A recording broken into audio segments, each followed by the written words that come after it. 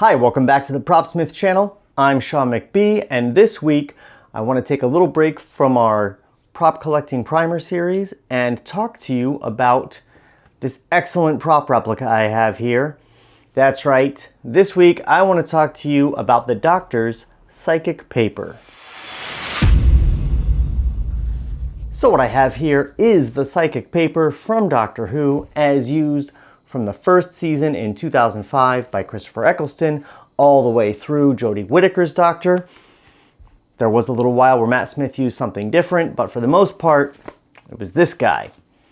And it may seem like a pretty innocuous, simple prop, but the folks over at Little Shop Props are the first ones to make it actually properly accurate. And that's part of why I want to talk about this today. Not just because this is such a fantastic prop, but also because I wanted to talk about Little Shop Props, because they are doing really great work for anyone who's a fan of Doctor Who and its props. And I'm going to get into that. But first, let's start with talking about this guy. So a little background. As I said, it originated with Christopher Eccleston in the first season of Doctor Who, or series if you're British. It made its first appearance in the second episode of the first season / series, The End of the World. Russell T Davies came up with the idea for this as sort of a story lubricant to, well, you know, instead of me describing it, let's see what Russell has to say. It's a very simple device, the psychic paper. It's like a policeman showing his ID. I just wanted something that sometimes would help him to say, let me in. And they just let him in and you wouldn't question it. Thanks, Russell. So there you have it.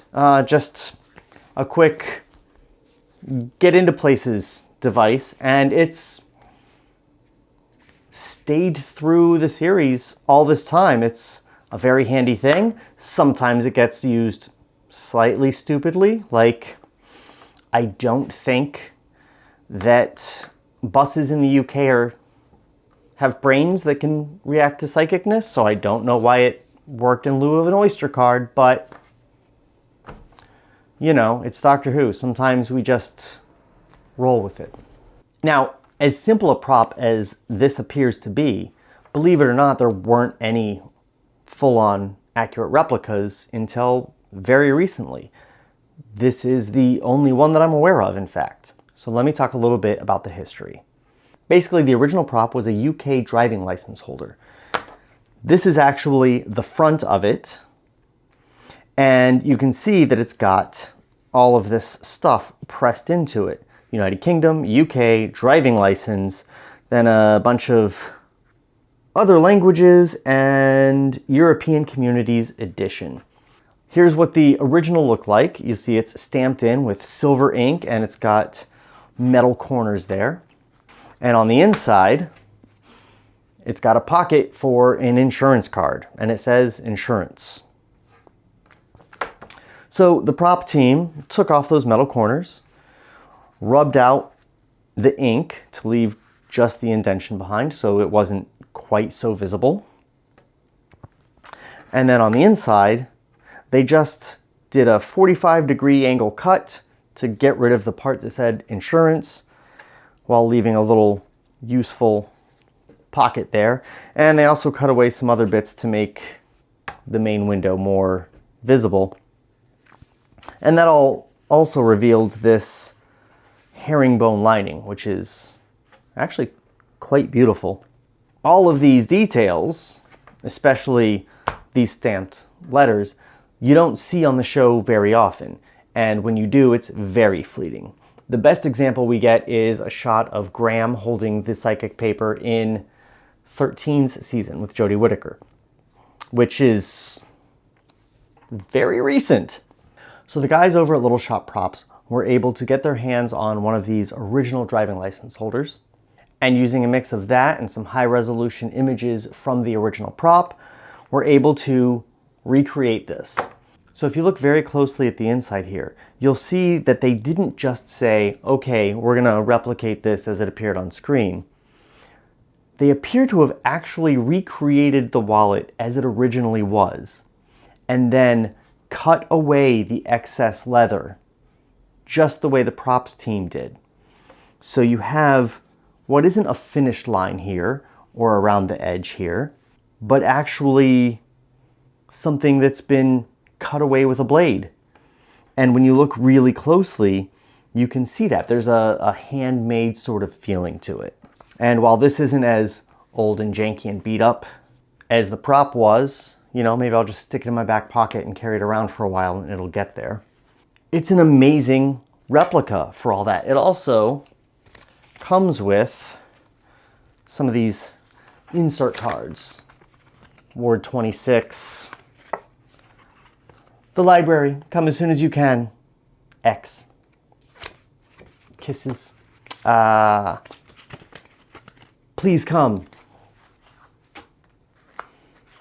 And you can stick those all in there. You can also get it with a little display stand. I like to make my own display stands, so I don't have that, but this is fantastic. That brings me to my point about little shop props. If you're the type of person that wants a prop replica that is as close to what the actor held as humanly possible, these are the guys for you. Now, they're only doing Doctor Who stuff at the moment. Who knows what they may turn their attention to in the future, if anything. But every replica that they make is exacting in materials, in methodology, in it. It's just meant to 100% replicate the thing that was on set. That said, if you do want to have a sonic screwdriver with sound, they will offer that to you. You can get some of their sonic screwdrivers with sound. And did I mention they have so many sonic screwdrivers? And that's part of the reason I wanted to talk to you about this today and talk about little shop props. I have a gray Aztec sonic from them on order. It'll be here relatively soon, and I will not be able to keep myself from talking about it immediately. I've actually spoken at length to some of the team, and these guys are plugged in. They're probably the foremost experts on sonic screwdrivers now, aside from Nick Roboto himself. And I don't know, they've got some deep, deep knowledge. They might know some things that Nick doesn't even.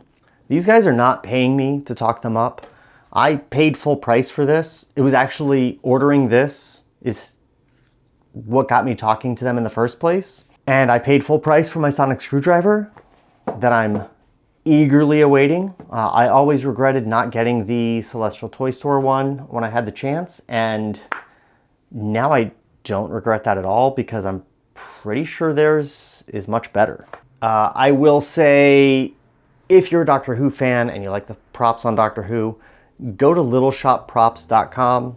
These guys are absolutely fantastic. They have a large selection of Sonics. Basically every different iteration of the 9th and 10th Doctor Sonic, plus classic Sonics, pretty much every iteration of those, including Romana's Sonic, and then lots of random other props. They've got so much, and it's just a team of talented young people with a real passion for this. I just can't recommend them highly enough. Doctor Who fans, get to littleshopprops.com. You will not regret it. I think the prices are liable to change based on exchange rates because they are in the UK, but if you're in the US, currently this is around $81. You can get this version or the new version used by the 14th and 15th Doctor. Both of them come with the option to get a little display stand. I've just talked these guys up endlessly. If I haven't convinced you to go check out their shop, then I may as well just hang up my spurs. It's a cowboy metaphor. Stetsons are cool. So that's my psychic paper review. Go check out littleshopprops.com. I'm sure they'll appreciate it.